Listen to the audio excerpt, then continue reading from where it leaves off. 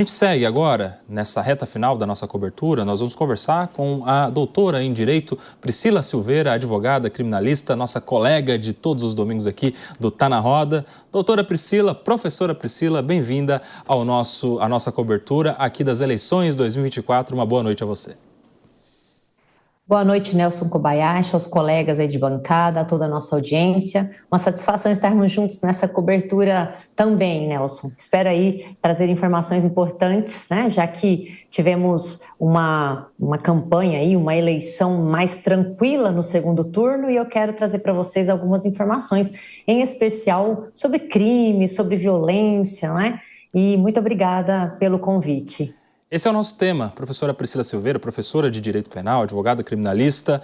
Priscila, fala pra gente sobre esses números alarmantes de violência política que a gente teve durante a campanha como um todo. Você bem citou o segundo turno, a campanha de segundo turno nas últimas semanas foram dias mais tranquilos, apesar de alguns atentados, inclusive com tentativa de homicídio aqui na região da Grande São Paulo. Estou falando de Taboão da Serra, mas em um geral, desde o começo da campanha, a gente tem visto números preocupantes de violência, de agressão, algumas tentativas de homicídio. A que você atribui esse aumento tão alto desses eventos de agressão, de violência, Priscila? Kobayashi, quando a gente fala de política, né, a gente não dissocia a política da esfera da violência, isso desde sempre.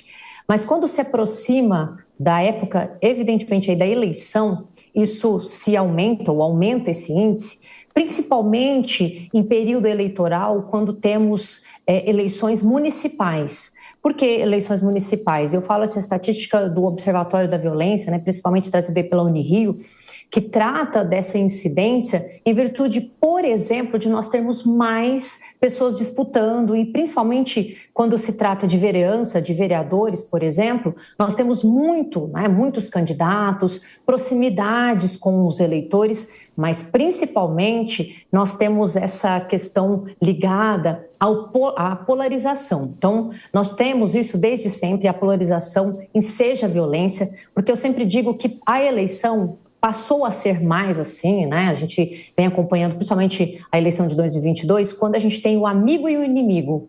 Como nós somos pessoas e a gente vive em tribos, né? Nós somos tribais, na verdade, como aí levando a questão histórica do ser humano, isso não se diferencia quando a gente fala, então, também de eleições, Koba. Isso porque quando a gente fala de extremismo e polarização, nós temos que os opostos, eles não se reconhecem. E isso, né, não traz uma legitimidade diante dessa polarização. Mas é bom a gente falar para a nossa audiência que no primeiro turno nós tivemos muito mais, né, incidência dessa violência como um todo, e quando a gente fala da violência, nós temos crimes, só para que todos saibam, nós temos crimes que são cometidos pelas pessoas, em geral, em comum, nós temos crimes que são cometidos pelos candidatos e nós temos crimes que são cometidos contra os candidatos, né, entre si.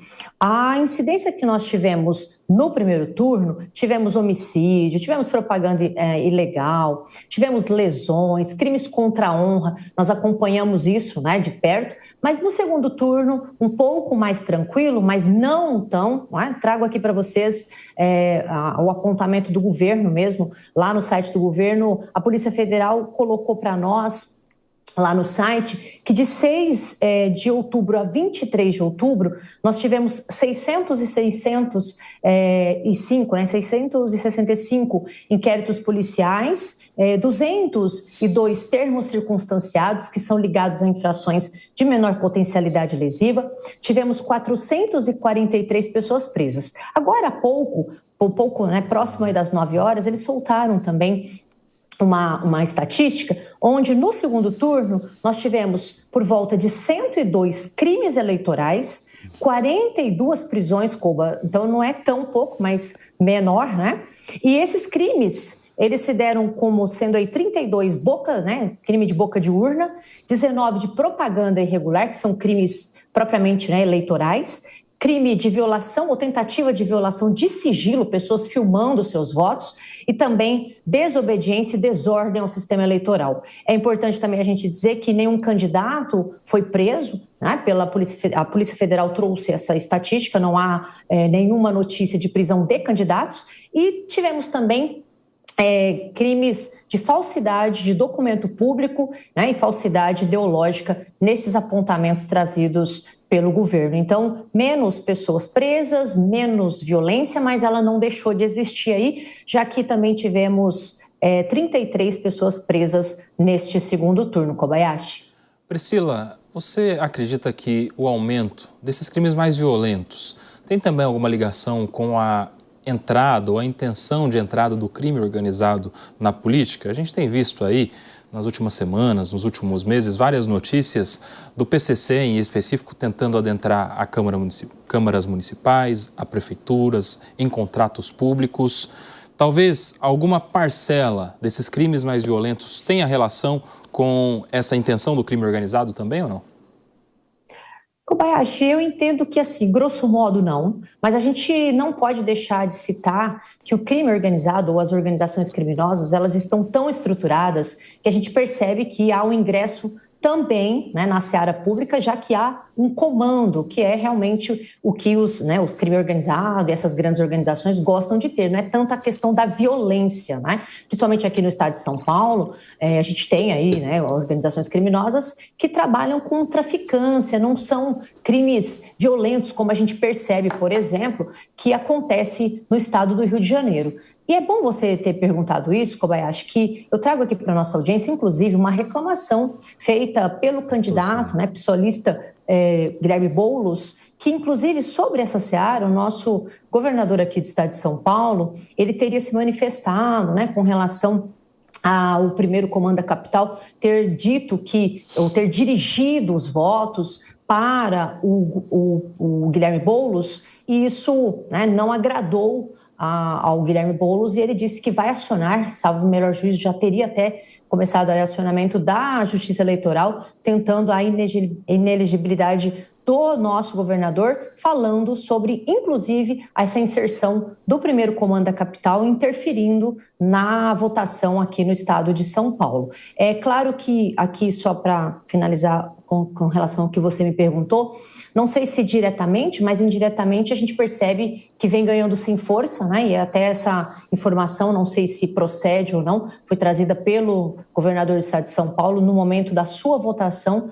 onde ele disse, né, que havia essa influência para poder trazer os votos para o Guilherme Boulos na votação da prefeitura aqui do estado de São Paulo. Então, influência a gente percebe que tem havido, mas eu não sei se diretamente relacionada à questão de violência, né? Principalmente física, né? E aí a gente não pode afirmar que isso esteja correlacionado ou relacionado a essa incidência grandiosa aí da violência nesses últimos períodos eleitorais que a gente tem acompanhado. Priscila, nosso time quer te perguntar também. Quem vai te perguntar agora é o Bruno Pinheiro.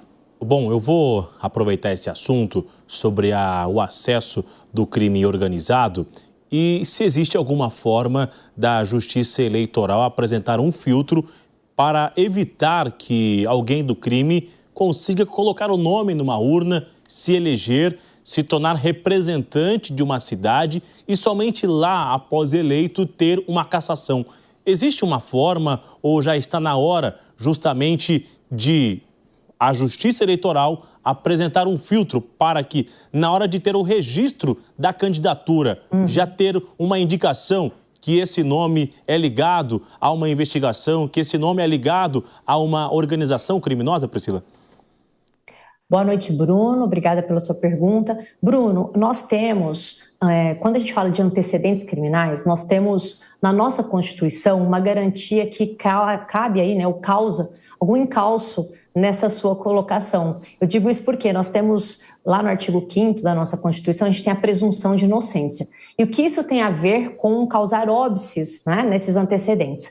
Quando a pessoa se candidata, ela vai pedir lá o seu antecedente criminal e a gente tem que ter transitado em julgado. Então, se ele tem, isso também para qualquer tipo de crime, tá? Não só para a questão eleitoral. Quando a pessoa está sendo investigada, quando ela está respondendo a uma ação penal, isso não quer dizer que ela seja uma pessoa criminosa. Então, ela tem que esperar pelo devido processo legal e, ao final desse devido processo legal, com o trânsito em julgado, então ela é considerada culpada e lança-se no rol dos culpados. Se nós, né, e aqui eu quero deixar bem claro que eu acho muito prudente que isso fosse feito, né, se fosse possível, porque evitaria de que pessoas ligadas a qualquer tipo, né, de crime, não só as organizações criminosas, avançassem no poderio que a gente está vendo aí, né, essa inserção no poder público. Mas hoje, se a gente faz isso, a gente viola a garantia constitucional. Mas eu acho que vem sendo uma vontade, né, e é claro que legislação a gente tem preceitos federais, não é de poder do governo do estado, mas me parece ser essa até mesmo a vontade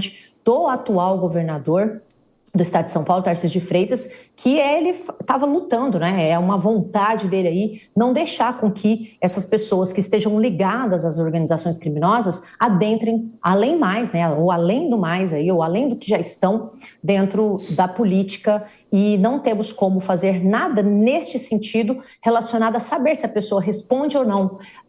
Porque às vezes, e é bom a gente falar para a nossa audiência, a pessoa responde pelo crime, chega lá ao final, ela pode ser absolvida. Então o Estado não tem mecanismos para afirmar, né, neste ponto, que a pessoa pertença ou não a uma organização criminosa. Além do mais, Bruno, é bom a gente dizer que às vezes a pessoa pertence a uma organização criminosa e ela não está sendo processada. E aí fica difícil para o Estado. Como que a gente sabe isso, né? Através de investigação. Então, a gente tem que ter relatórios, investigações, colocando essa pessoa, né, ou que ela tenha contato com membros de facções criminosas para evitar que ela, de alguma maneira, possa vir a se candidatar. Mas aí a gente fica, né, a gente enfrenta, a gente esbarra em algumas garantias constitucionais, como acabei de explicar aqui. Muito bem, professora Priscila Silveira, doutora em Direito Penal, conversando conosco aqui na nossa cobertura das eleições 2024. Priscila, quem vai te fazer a pergunta agora é o Fábio Piperno. Priscila, boa noite. Com base em tudo que você estuda, com base também nas informações que você já tem, você acha que é possível a gente estabelecer uma correlação entre o aumento dessa violência eleitoral com, digamos, hoje, a maior distribuição de orçamentos por vários setores políticos, mais emendas, enfim, o fato dos políticos hoje terem mais acesso a mais recursos, você acha que de alguma forma pode ser digamos, um catalisador dessa nova onda de violência? Boa noite, Piperno. Um prazer em falar com você também. Olha, né, na minha concepção, na concepção das estatísticas mesmo, o aumento desse discurso, na verdade, o aumento da violência, ele se desdobra, eu não acho, tá? Não acho que seja a separação de valoração dada a, por exemplo, partidos políticos. Mas é claro que quando envolve dinheiro, né, Piperno, isso vai desdobrar em brigas, como toda a história da humanidade, não poderia ser diferente na disputa do poder. Mas quando a gente fala de violência política, né, a gente precisa lembrar que qualquer tipo de ameaça à democracia é violência política, e principalmente, né, a violência eleitoral, que é um tipo específico que vai trazer essa influência.